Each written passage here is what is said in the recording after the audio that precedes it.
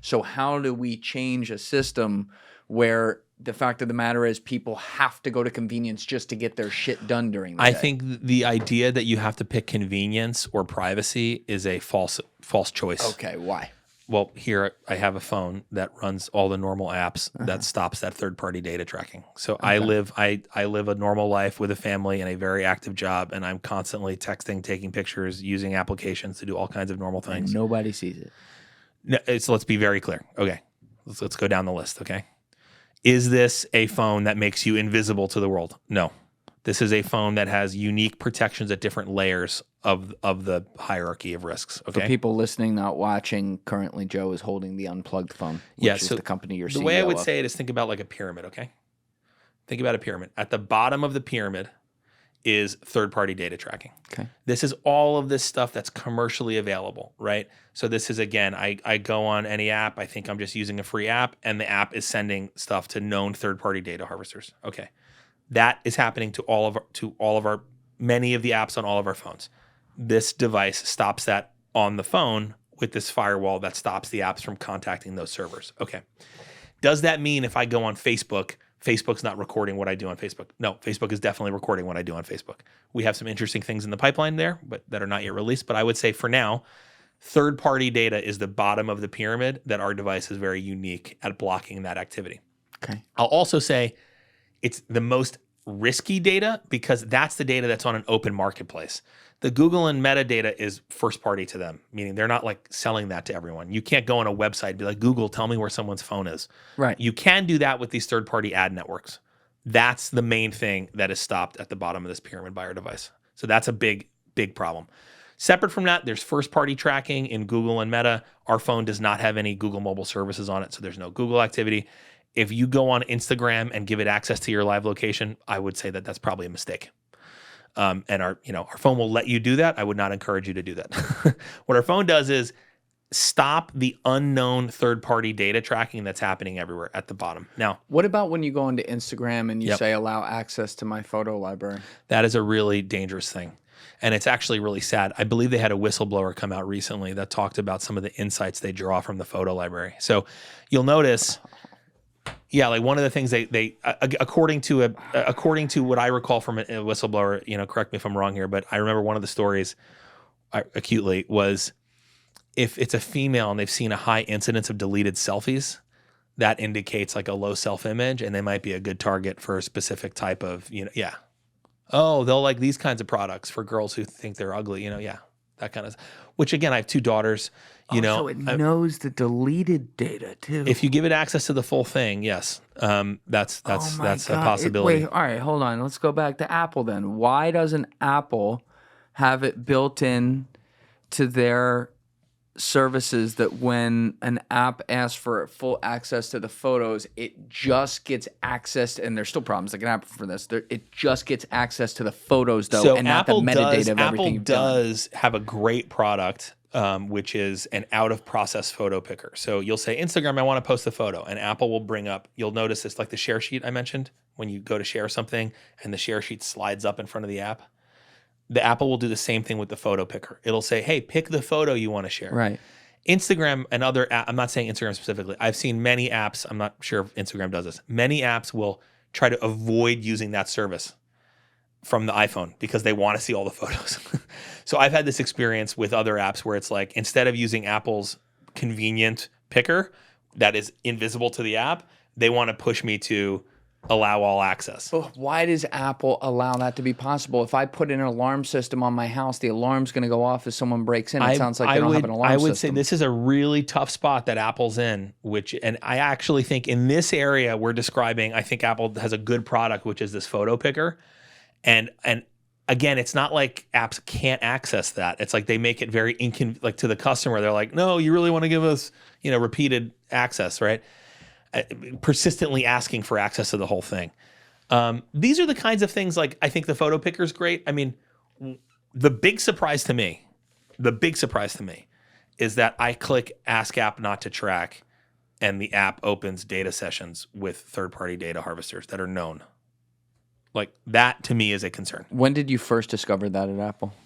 I wasn't at Apple when I discovered that. I left Apple in May Oh, And you didn't know this while you were there? I was like, bros, like, well, okay. So when I was, Erik and my partners were like, Joe, I got to know these guys. They're like, come on, you got to come. You're like the perfect guy for these guys. Yeah, maybe actually tell that story Yeah, all right. now, So like how you got connected with Erik and what happened. I saw Erik on a podcast, and I mentioned I'd had these concerns about civil liberties and phones and information and freedom of speech.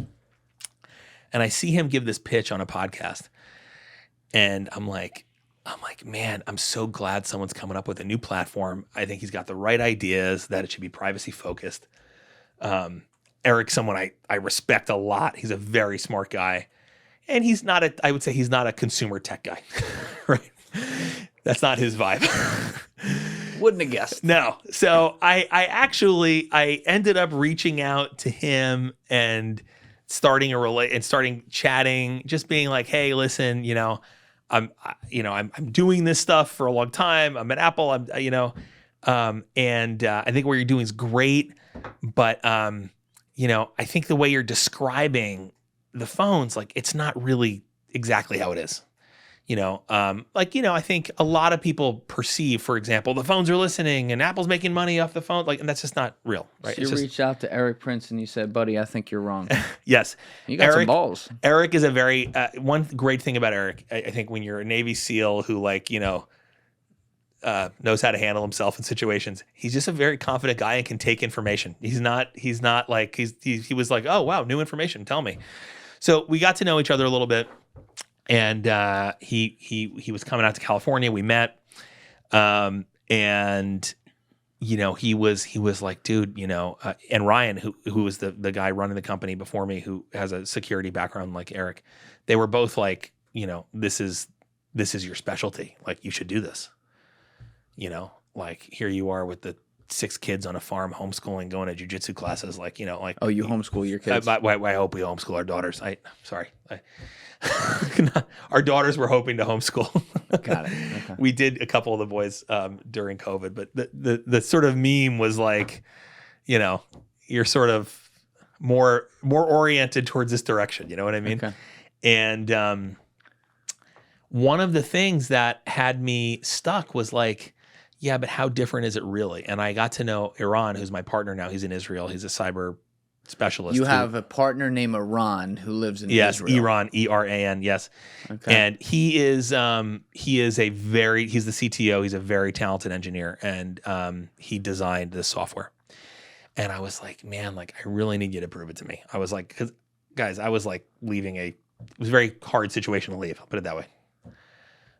With 6 kids, this is not like an easy decision, Yeah, you're at the biggest company in the world, very successful. It was a very nice situation. Yes. Everyone was very nice to me. And I was like, but I was like, you're right, you got to prove it to me.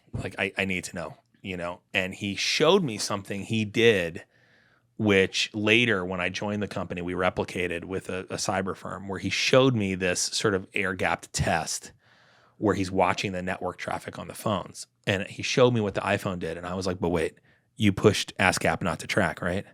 And he's like, every time. And I was like, I don't believe you. Can you redo the test and do it a live stream? I need to watch the whole thing. And I needed to see it. So we recorded the video. I couldn't believe it. But it would hit Ask App Not to Track. The app would then, you'd start the app up, and then it would start opening these sessions with known addresses like dataharvester.net in, Honduras or wherever, all over the world. So the app is opening these connections with these data harvesting servers all over the place, and the data is just going back and forth. And I couldn't believe it, but that was the final straw for me. It was a very hard decision for me, but when I saw that, I was like, oh man, I felt like God was like, come on, bro, who's gonna do this?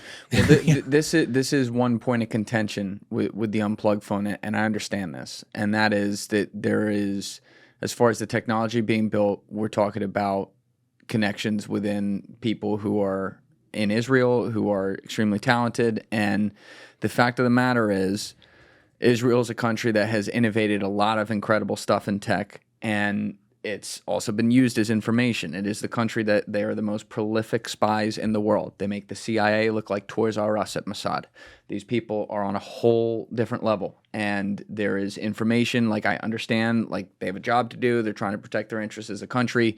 But right now, people are obviously very angry with them and actions they're taking in Gaza. So there's an extra, I guess, like, emphasis on, like, well, what are they doing with all this technology? So when people see, for example, that many of the major VPN companies are headquartered out of Israel, VPNs are supposed to stop tracking what your information is, yet in reality, there's people buying that, and it's probably going to a fucking server in Tel Aviv. That would be correct. I don't know if the server's in Tel Aviv, but I would say I personally, one of the reasons I'm in favor of this is the VPN. Well, the traffic blocking is on the phone. We also have a VPN if you want to hide your IP address, but the traffic blocking is not on a server. It's on the phone, which is different from my perspective than outsourcing it to a server. This would be my question, given that they don't have a great track record with not using information against anyone that could be to their interest over there. How is this phone protected? Sorry to call out Iran here, but that's the person you just mentioned. How is the information that is not being allegedly transmitted through this phone protected from people over there in another country getting access to it and potentially having powerful people here compromised if they do? So I think there's a couple layers to this. Let's start with the first one. First thing is, again, it's keep that mic in front of you. I'm not. It's not just my position that this is the case. Like, this is why we get testing done from third parties. So, we hire these cybersecurity firms. They give us these test results. You can contact them, and anyone can look at these tests. So, U.S. cybersecurity companies? Correct. So that's the first thing is we don't think anyone should take our word for it. I don't think when it comes to your data privacy, you should not take anyone's word for anything. I would agree with I would encourage you to look at the test, which is published, and reproduce it yourself. Like, everyone should have their own comfort level with these things. Can you give me the link to that, by the way? So yes, it's on our website. It's on the features page of our website, and go to the study. Let's write that down, Joe, so we put that in the description for people to check. But I would say, like, do the test yourself. We have, like, Raxus gave us, like, a abbreviated 5-page version. We have, like, a 200-page version of this test. We can release more of that. We can ask them to redact some stuff if they need to, so that they control their methods. But so I would say first is I would say, we think that that's very important. The other thing I would say, though, is that a lot of times, our perception can be like from these, like, movies from the 90s and the early 2000s about, Sandra Bullock fighting the net or whatever, and hackers and, the nerdy neighbor who's staying up all night drinking Mountain Dew, hacking or whatever. Right. And I think for non-engineers who are not involved in this stuff, there can be this, like, barrier, and we can just sort of, almost like I was saying, imagining Apple from the outside versus the inside. When it comes to, like, data privacy, there's a similar thing where we can imagine, oh man, the phone is actually sending everything to a Mossad agent or whatever. I would just pause there and I would say, the intelligence agencies don't need to hack our phones because the apps on our phones have done that for them. Yeah. So this is the big thing I would say is that, like, you look at a guy like Mike Yeagley and others, right? They don't need to put Pegasus on people's phones because the apps are already spilling this data out already. Mike Yeagley was someone you and I talked about off camera, so you can just tell people. Sure. Mike Yeagley is the key subject of Byron Tao's book, Means of Control, which is an excellent book I would encourage everyone to check out. Byron Tao wrote this book. I believe it was published last year. And it really lifts the curtain on this sort of smartphone data surveillance complex that is behind all the ads we're seeing. So again, like, I don't think many of us realize how big this industry is. It's, just the advertising piece, let alone the data harvesting. The advertising piece is 5 or 6x what TV was at its peak, which was 10 years ago. Inflation adjusted. So it's like, when we have this on our site too, when you compare these two industries, it's like, whoa, something else is happening here, and something else is happening. And it's not just more ads, it's more targeting of the ads. So Byron Tao wrote a book exposing all of this. It's a really well-researched book. He's excellent. And a prime subject of his book is a guy named Mike Yeagley, who we know he actually is a friend of our company. He's fantastic, very smart guy. And he's a consultant who works operationally for various agencies. And he can say some of this stuff publicly. You guys should have him on. But he'll say, like, oh, yeah, I was in, Central America finding, Chinese nationals or whatever. Overthrowing governments. Whatever, and what he does is, he's done many things, but he lifted the veil on the risks here. And if I'm recalling, certainly one of the most famous things he did was he gave a presentation to leadership at the DoD showing how he used some commercial data, commercially available data that's out there for all of us, to find the home addresses of like an entire Delta team, which if you can imagine is like the biggest secret in the country, right? Like those guys can't be discovered, right? These are very important people in our security system, right? So, and he was able to do it with like no private information, just open source stuff and some advertising data. He similarly showed how the use of the app Grindr, which is a gay hookup app, he did an experiment there, and he's like, "Look, here's the gay employee." He was showing like the risk for DoD employees who use this application. Foreign actors can easily be like, "Oh, if I want someone who's secretly gay and works at the boom, I got him." And he's like, "Guys, this is just out there. I just bought this, right?" Yep. So the book sort of goes through these layers, and I think Byron Tao does a really great job explaining third-party doctrine, how we are living in a world on our phones that we don't realize we don't have Fourth Amendment protections. Our point is also, it's not just that we don't have data protections and Fourth Amendment protections. We also don't really have platforms that are aligned from a First Amendment perspective, right? I mentioned the canceling of Alex Jones and how that was the beginning of where we ended up in COVID when, in 2021, like the president and his advisors were not allowed to talk on Apple or the web generally, right? So I think in both of these areas, when it comes to free speech, freedom of association and communication, and data privacy, we really need to start making some new decisions. So back to this question of like, is this a honeypot? Like, are you actually stealing our data? I would say like, pause, let's slow down. let's look at what's around us. Number one, we're outsourcing verification of this to American cybersecurity companies, and that should be, we will continue doing that, and we want people to look at that. And I really mean this, do the test yourself. So I think that's one thing. The second thing I would say is understand your risks.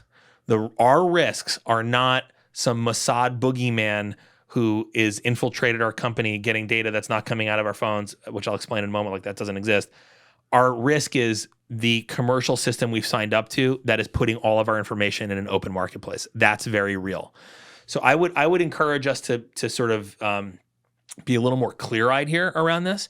Now, is it possible, there's a secret spyware thing? Again, like we have like people using this phone are those very operators that I described in other countries, and there's a reason they're using this phone, because it's harder for their information to come off of this phone for adversaries to find their location. One of the challenges we need to face as a company, as a product, get this, we deal with these operators who are in these really tense environments where there's all these tools looking for electronic signals.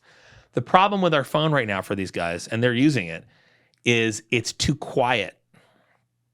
What do you mean it's too quiet? Our phone is making far less calls than other phones because we're blocking all of this data harvesting, right? So like a normal iPhone is going around like you don't realize you're not even using the app, and these data harvesting app servers are being called over and over and over again. That's traffic that these adversaries can see. Our phone is quieter because we're stopping that. So that's good. It's good, but we're creating layers of spoof signal right now so that our phone looks like another phone. Oh, I see what you're saying. Yes. So because it gets too quiet, enemies can be like, "Ooh, that's one of their That's guys one there." of their security phones, right? So we're literally designing features where it's like fake bullshit signal. It's like just look like some asshole on Instagram ordering pizza or whatever, right? Wow. Yeah. So again, then there's like, what data do we keep? What data comes back to us? And the answer is literally nothing. And this is very auditable, right? Like our finances, we have two sources of financial income. Cash comes to us two ways. You can buy the phone or accessories, and we sell a software subscription for features on the phone, like the VPN, and we have an encrypted cloud service, like an iCloud type product. But even there, we don't have the keys to that. So when you set up and you move your photos over, right, it says to you like, Julian, hold this key. Share it with Joe. You do not want to lose this key. We do not have this key. So it's kind of like crypto. It's yes. Like if government comes to us, or Israeli or American, and says, "Give me Julian's photos," I'm like, all I have is this encrypted garbage. I don't have shit. So like we literally hold no data. We hold no data.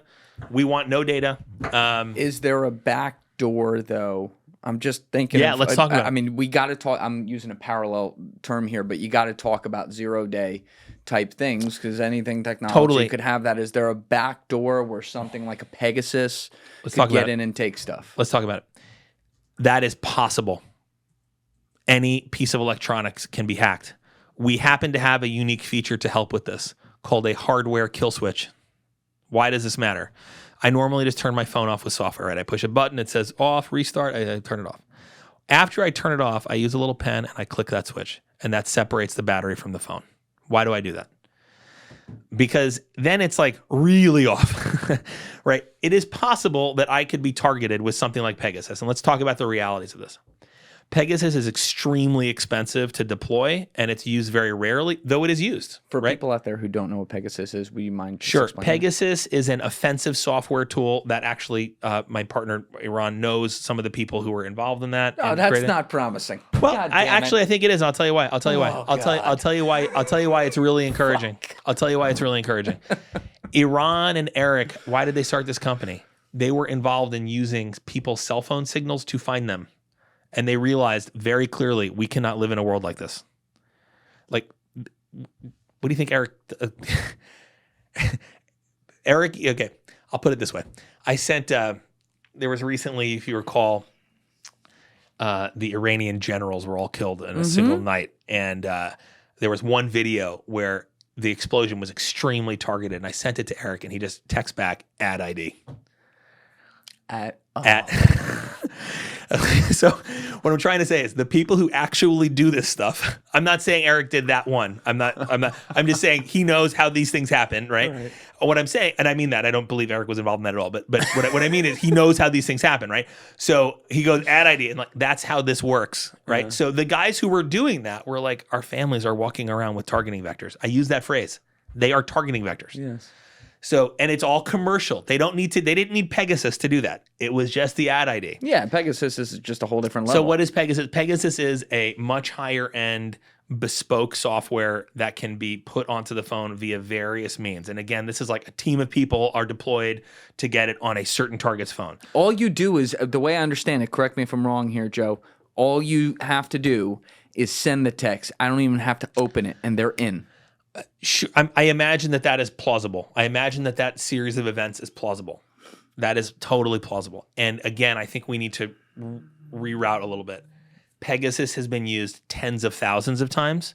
The third-party tracking data, which was used for the whole GWAT to find all these terrorists, is just ad ID data. That is everywhere, spewing out of not this phone, spewing out of other phones.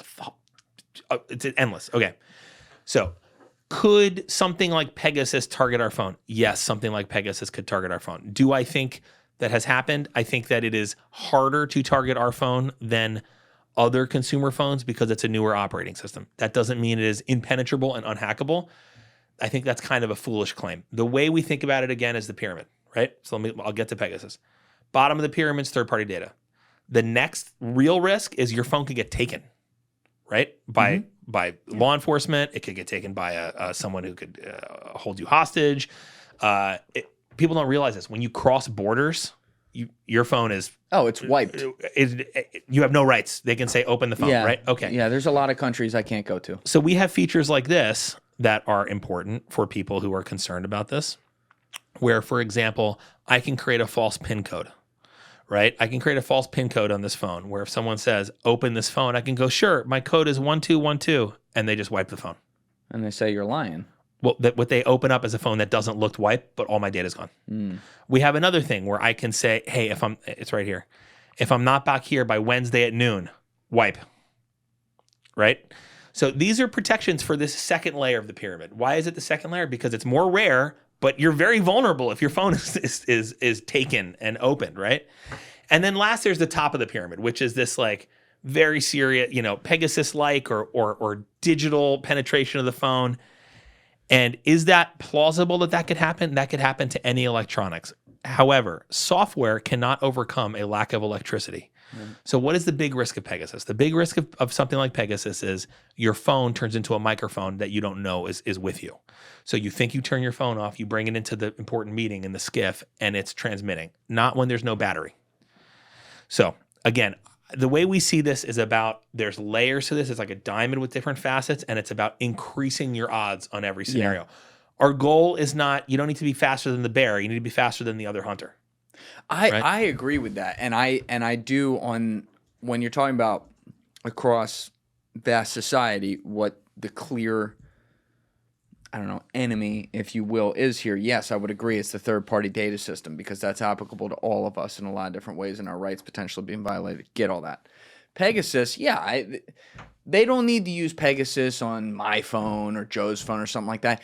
They do need to use it on Erik Prince's phone, though. They do need to go after people who are actually like important in the world and how things work, and they can. And so if this phone, yes, you're marketing it to all people, but if especially its types of strengths would be hold a lot of appeal to people who are in powerful positions, then I don't care if Pegasus is only tens of thousands of permutations versus billions. All it takes is those tens of thousands, and it can still get in there. And it's like you created a Trojan horse, potentially. Again, this is why the off switch is very important, right? So it's like the reason we have a lot of people in high up in government and security using this device for this reason, because otherwise they're carrying Faraday bags around, which are, these. Yeah, we're just talking to Kat. She has like 5. Correct. Yeah. So these are bags that stop the phone from transmitting any signal. So our goal here is to simplify managing these issues. Does that mean that stuff is impenetrable under any conditions? Again, I think that's not only like impossible to claim, it's also like the wrong direction to be thinking about. So layers. So the phone can be taken. That's a problem. We want to protect people with this. The phone can be hijacked and turned into a mobile microphone, not if it has no electricity. So this is, and again, I think you're going to see with our roadmap is like going more and more in this direction of enabling people to have the benefits and conveniences of technology without their data being left like a breadcrumb trail all over the place. You've kind of touched this today in little pieces, but I'd like to put it all together just so people can picture it and understand what it would be like. How does this phone work? And before you answer that, essentially the way we know it out there is we got Apple or we got Android. One's Google, one's Apple. And they both have an app store. They both have a certain type of UI. It's pretty accessible. The only problem is that like if you're trying to do a text on Apple, it's going to be green coming from Google, which was a brilliant invention, by the way, by Apple. But, like they're these centralized systems that we're used to that are run by these two behemoths. You're now making something that isn't run by either of them, but can access the Google stuff to be able to run like it's an Android. Is that? Yeah. So let's talk about software that it can run and sort of what the mic. Let's talk about the software we can run. Thank you. Let's talk about the software we can run and then what the experience is like. Okay. First, the experience. This is an Android phone, but it is de-Googled, but it does not run like an Android phone. I have mine configured like an Apple phone. So let me show you what I mean. Like here, I'm running Apple Music with the Android app for Apple Music, and I just like swipe up to leave it. So we have an iPhone interface that you can pick. Yeah. Got it. Does it have it kind of has the wave feature that they patented a little bit, right? Which is this? You know how like Apple, they bought that company in Delaware like 15 years ago or 20 years ago that lets you slide it so that it doesn't slide automatically. It has a little wave, so it's satisfying.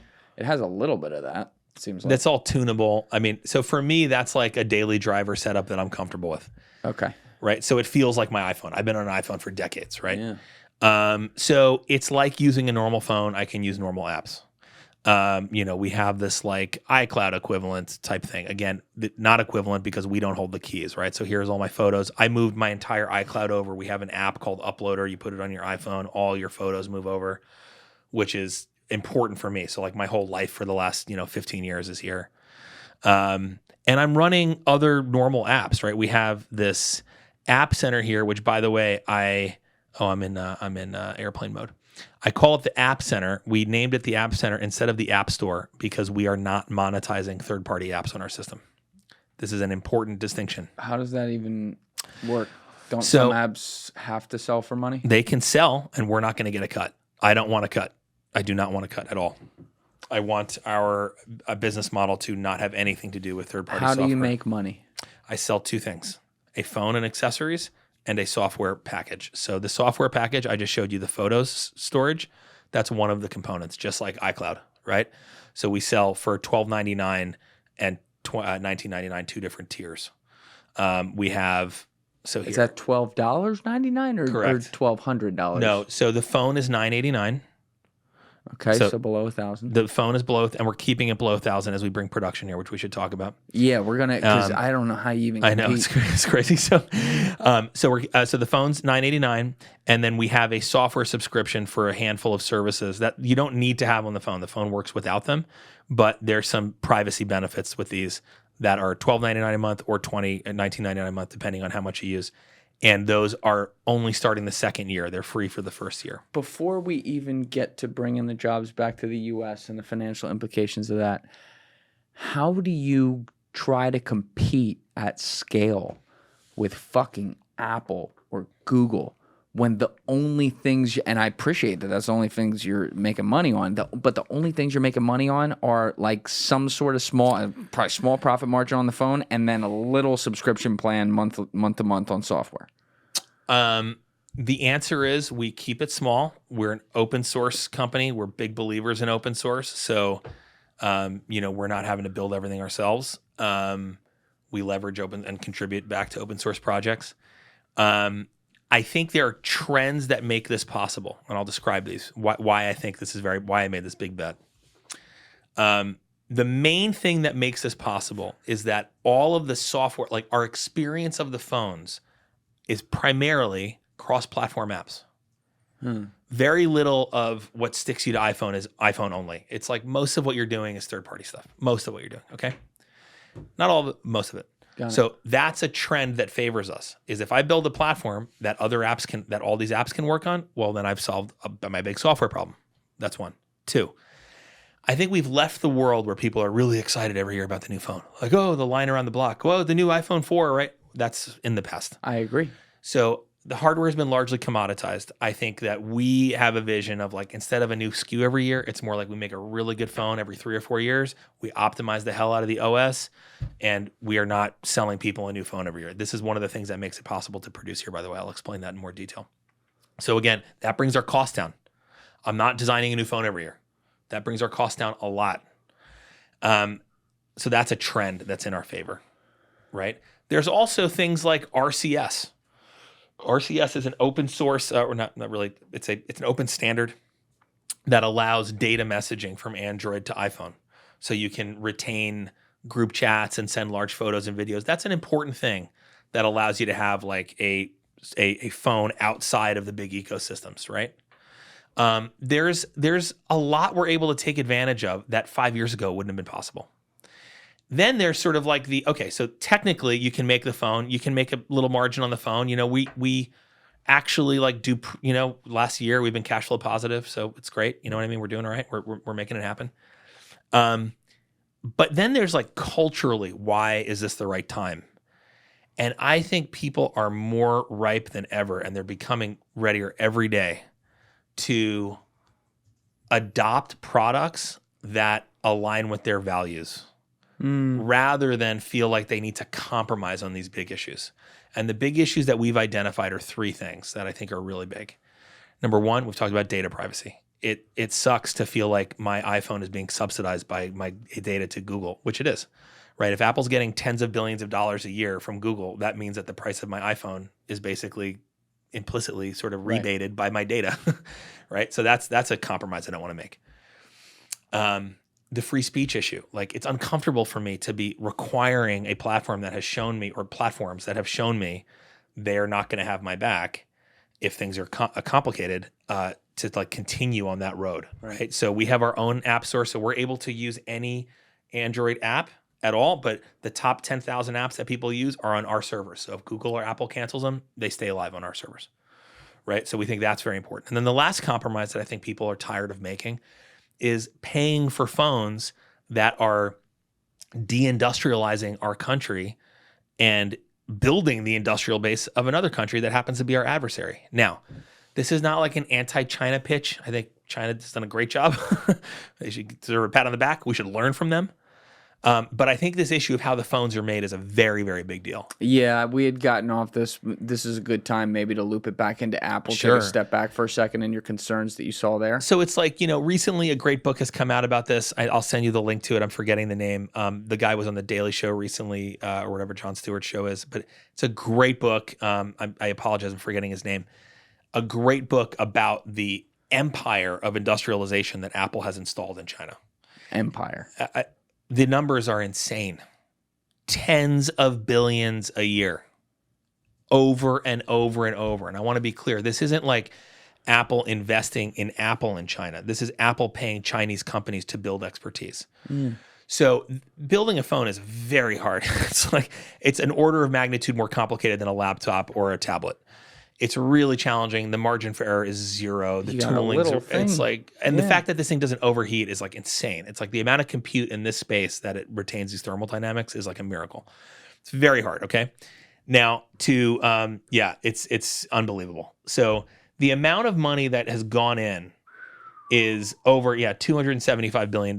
Yeah, Apple's investment in China. This is from Google. Joe just pulled this up. Apple's investment in China focuses on worker training, supply chain infrastructure, and a 2016 commitment, so as you said, goes way back, of over $275 billion for 5 years, with the company investing billions annually in the country to build out its extensive manufacturing and assembly operations, though the scale of these investments has led to significant dependencies on China for production. Yeah. So this is a big deal. And like when you look at Chinese cities that are blowing up, these skylines that are unbelievable, and you look at our cities, you see like different trajectories, I think you could say. Depending on the city you're looking at, yes. Sure. I would say generally speaking, another way to say this, the smartphone explosion has benefited a small portion of American society. Absolutely. And it has not benefited people who make their money with their hands. Oh, yeah. At all. And we've brought a lot of wealth to people doing that in China. So I think our view here is it's not anti-China. It's like, hey, it would be great. I think people would love to buy a phone that created value for people here. So our vision is bringing assembly first, meaning the first thing we can do here and make a phone for under $1,000. That's a great phone. That's everyday driver. That works awesome. That has all the features that you're used to on a normal smartphone. How can you do that when and I don't mean this cynically, I mean it just how it is. How can you do that when you're not relying on slave labor? I'll tell you what happened. I was talking with our guys about this, and here I am, and I'm like, all right, we got to figure out how to do this in the US. And they're like, great idea. It's totally impossible. Everyone else wants to do that. It's not going to happen. I'm like, come on, humor me, please. Let's go through this. So here, and they're being generous with their time. They're taking me through. I'm like, literally, I want you to draw the steps on the factory for me. I want to see everything that, and we're going over, the big thing that stood out to me was when you build a phone, think about it like this, right? You're going to build all your phones for the year in about 2 months. And then you spend the whole year selling them. Yeah.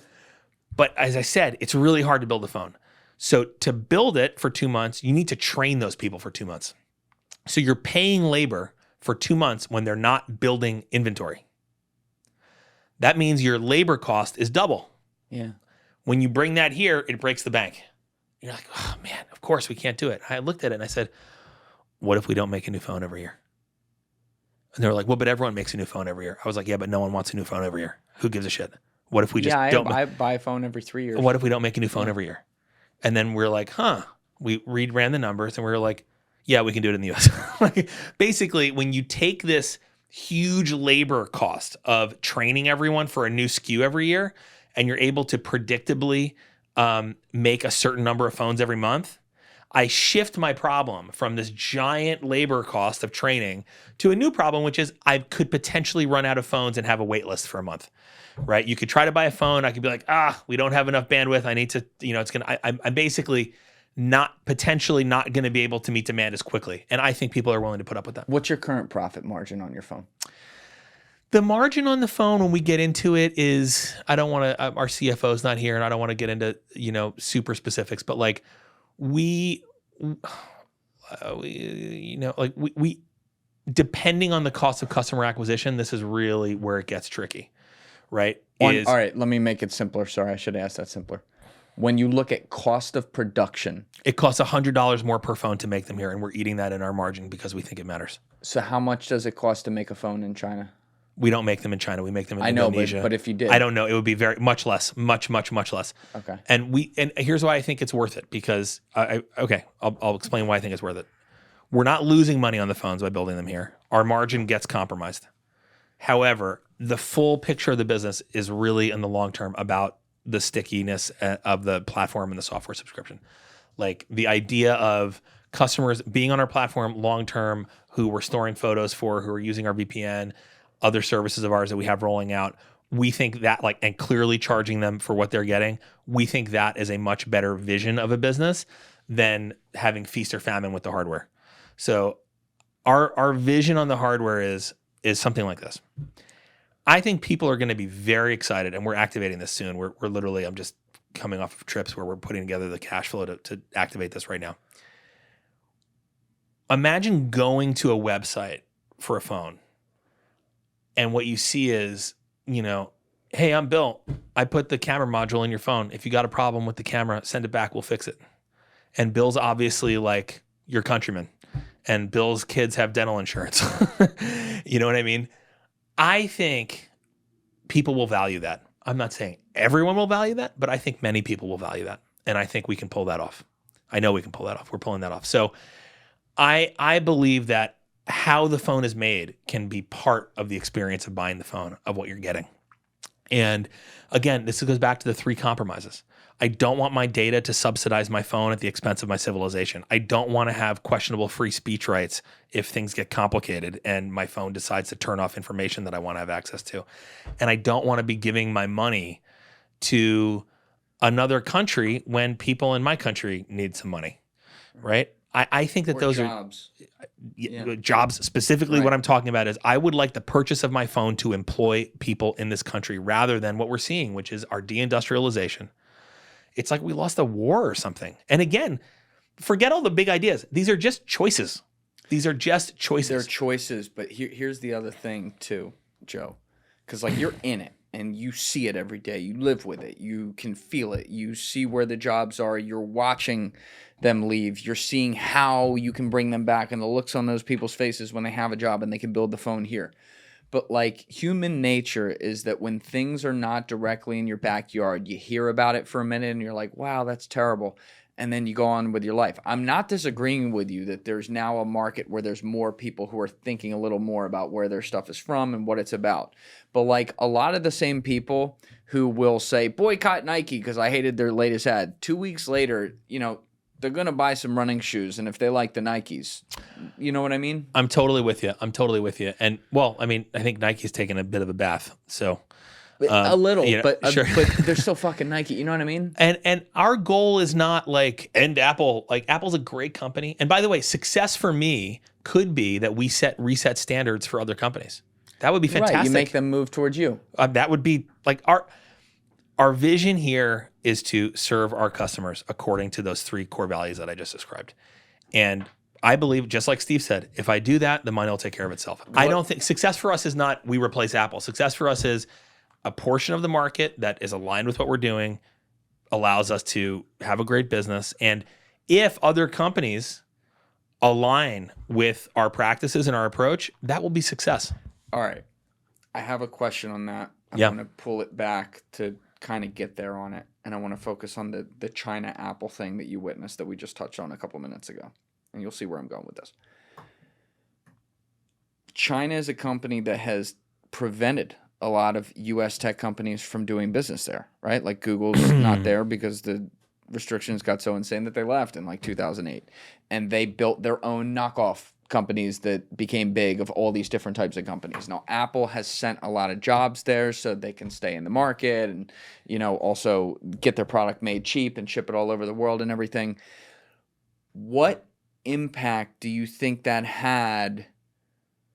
Did you see any impact during your time there on, I don't want to call them political decisions, but business decisions that would be made at Apple on the basis of appeasing the CCP? I can't speak to this. Well, let's just look at publicly available information, right? And part of that book that I'm referencing describes something happened in, I believe it was 2011.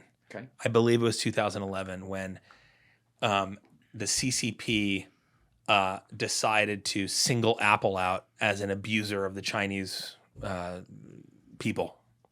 I believe the story goes every year they pick a company and say, oh, this company's harming us. They're exploiting us.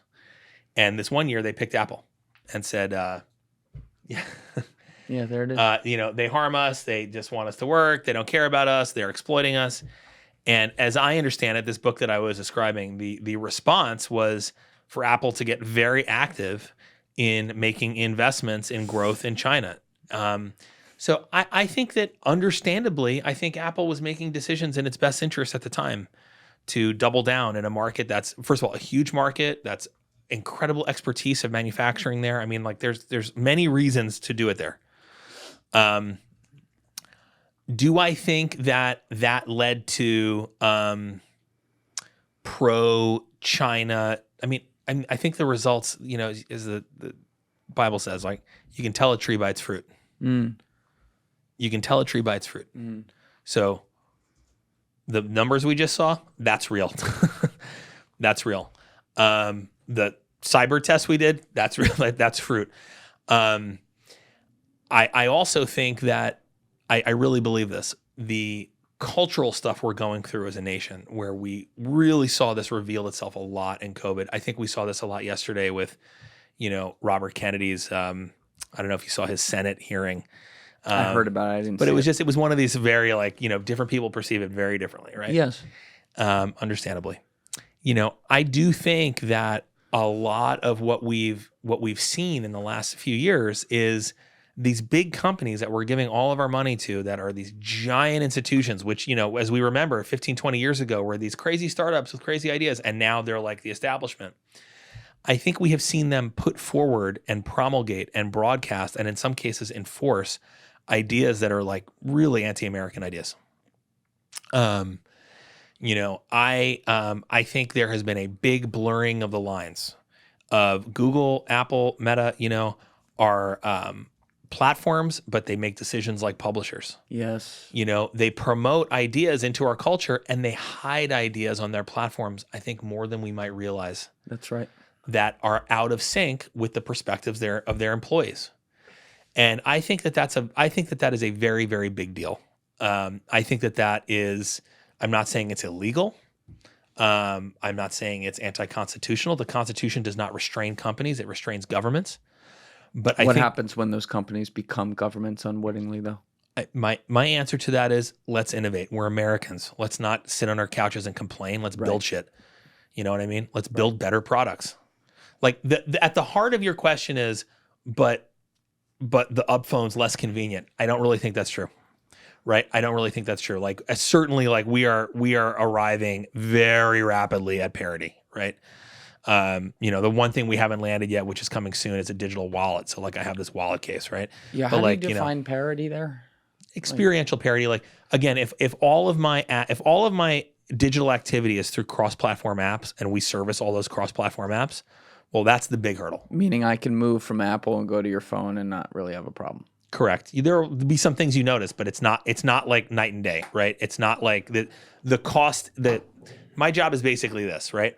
What are the hurdles for a customer versus what are the benefits? Yeah. And I need to make it so that the hurdles are very minimal and the benefits are very high. Yeah. Right. And where we're getting to is a point where like the hurdles are very, I would say at this point, they're getting smaller and smaller and smaller. They're very diminishing. And I think you're going to see it within a few months. It's going to be quite unnoticeable. So like RCS is something I mentioned, right? RCS, it's a new communication standard that allows data messaging across platform. So it's instead of SMS, right? Okay. So on iPhone, it shows up as a green bubble, but it operates just like iMessage. You have the typing indicator, you have read receipts, you can send big photos and videos, groups are persistent. So it's like, will there be people who are like, I must have the blue bubble? Yes, that is fine. I wish those people well. There's a wonderful company in Cupertino. I know those guys. They make great phones. They're going to love it. I'm one of those blue bubble people. I'm not going to lie. What if the blue bubble, though, what if the green bubble has no difference in experience? It's so ugly. I hear that.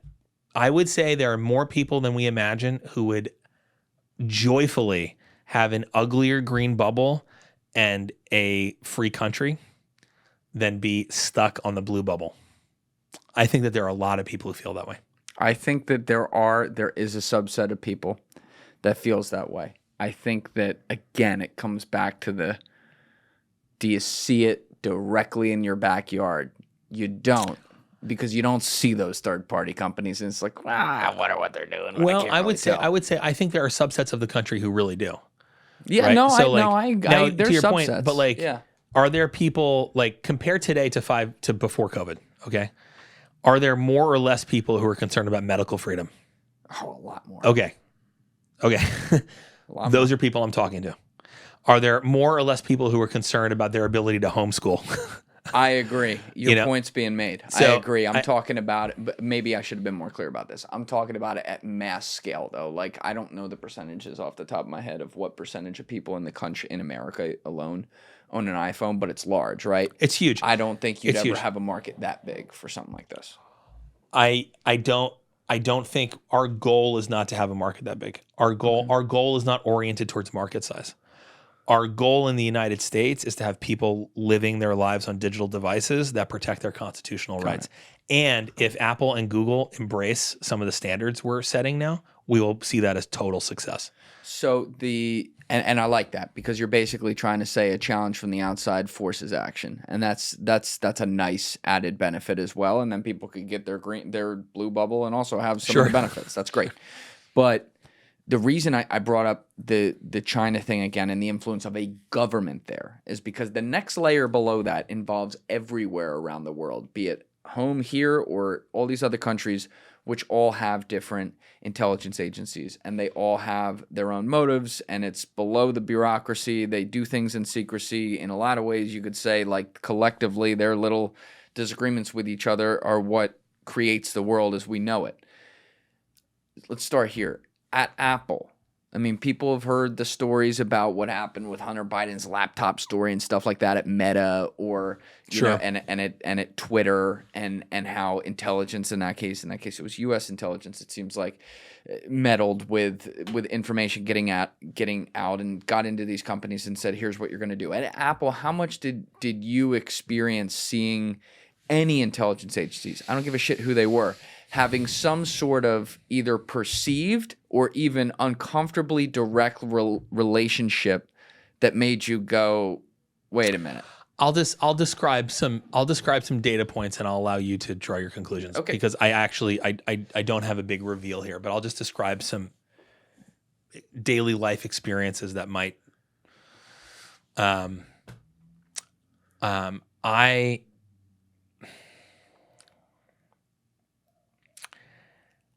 I recall I was someone who worked for me reached out to me, and they said, I was in a meeting and Thanksgiving was coming, and I told everyone I was flying home, and this person said, oh no, don't go to the airport. This was during COVID. Don't go to the airport. You're going to be around a bunch of unvaccinated rednecks. Okay. And this person contacted me to say, hey, this other person said that. And I felt like kind of weird, because like, I don't see this the way other people at our company do. And I understand deeply. I was very concerned about these issues. I was not on the, but anyway, I'm just describing something where it's like, if you're at work and people feel comfortable saying that, just, and I'm talking about like very highly paid, successful professional people are comfortable saying that in a meeting. That should tell you, I think, a lot about the vibe somewhere. Now, does that mean that I think everyone in that environment feels that way? No. It does mean, though, that I think it was perceived as an acceptable status quo to think that some human beings aren't human beings because they're on the wrong side of the COVID vaccine issue. And I was in a lot of conversations where I'll just say, like, I was I often would say, like, hey, like, I think we're taking a weird position here. I think we're taking a very risky position here. And I definitely, heard, I received feedback where it was like, well, I would say, like, it's one thing to, like, stop to not allow things that are illegal, but, like, I would receive feedback like, well, maybe it won't be legal soon. And I was like, that's terrifying. Like my impression reading through that was like, you know, the impression I had was I was talking with someone who had information that I didn't have, and they were sort of winking at me like, that problem's going to get solved for us by the government. That was the impression I had. I'm not, that was the vibe I had. Right. You know, I just think it's, you know, it's Silicon Valley. It's a very left-wing place. I mean, I remember during the election, like our head of counsel, the lead counsel, I believe, left the company to become Joe Biden's head person who picked the vice president.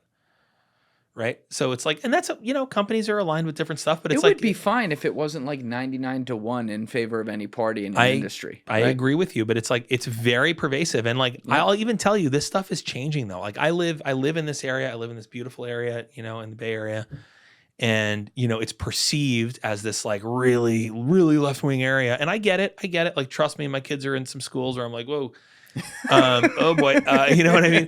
But like, you know, I also see other things. Let me tell you, brother, like the culture is changing, man. And it's like, I really don't believe that many people believe this stuff. I think a lot of people work for people who believe this stuff. So they feel like they have to sort of be in line. But I've noticed some amazing things, like the Bruin decision, a very important Supreme Court decision. Very important. This is a couple of years ago. Clarence Thomas, who is like peak American in my view, he took the lead on this, and it basically said like counties can't withhold CCW permits. It's CCW? Concealed carry weapon permit. Oh, okay. So the idea that like, you know, basically there used to be counties like New York, I grew up here, that would just, you'd apply for a CCW and they just wouldn't answer you. They would basically administratively say no and deprive you of rights, right? And there was a Supreme Court decision that was like, can't do that, like unless you have a reason to withhold this, meaning a felony or something like this, or bad judgment, you can't withhold this. They don't let cameras into the Supreme Court, but I just picture Clarence like taking out. Yeah, no, we're gonna rule. You know. I mean, dude, that fits my fantasy. But it's like that decision, you know. And now, like in where I live in this very left-wing county, there's, I don't know, many thousands of CCWs since then. So it's like, I think the way people perceive it and how it actually is are often somewhat different.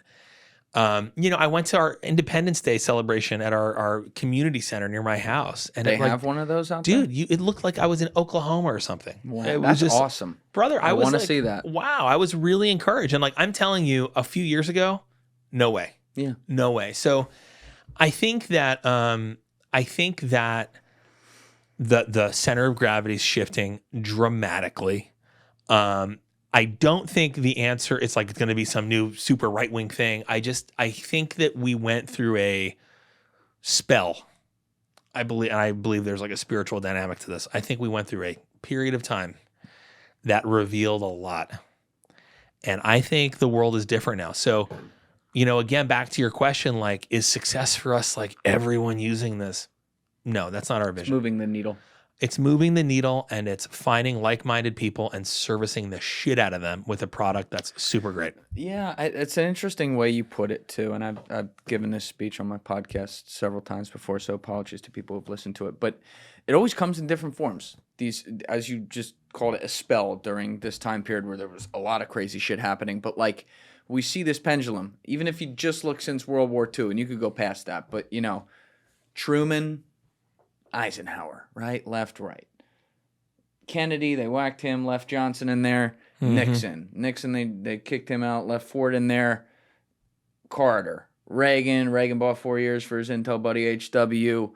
Clinton, Bush, Obama, Trump, Biden. Like, it goes back and forth because something gets out of whack in culture, whatever it is, sometimes more than others. And people are like, wait a minute. And so in this case, you talked about it earlier, and now you're bringing it back to that. When it started to be like, the American flag was a political statement. Mm-hmm. You know how fucking crazy that is? So it's like, I make fun of it, but it's also great to hear that people are like, oh, we're celebrating July 4th again. And I don't give a fuck who anyone voted for or whatever. We at least have this thing that we can rally around and say, hey, it's great that we have a system where we can all talk about this. And you do see some of that culture shift right now, and that is one positive that I'm seeing in society from all the negative we see politically, but that's one, I agree with you very much, that's a positive I'm seeing to where just some regular normal things are at least like acceptable. I totally agree. Yeah.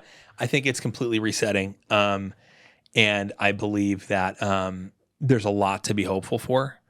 And I think that this is not like, I'm not one of these like doomer people. And trust me, I'm not blind to Love what's that. happening. I'm not blind to what's happening. But like, really, like we have to get off of our asses and get into action. We're Americans. We build stuff. Yes. Like the answer here is not sitting back and commenting on the internet.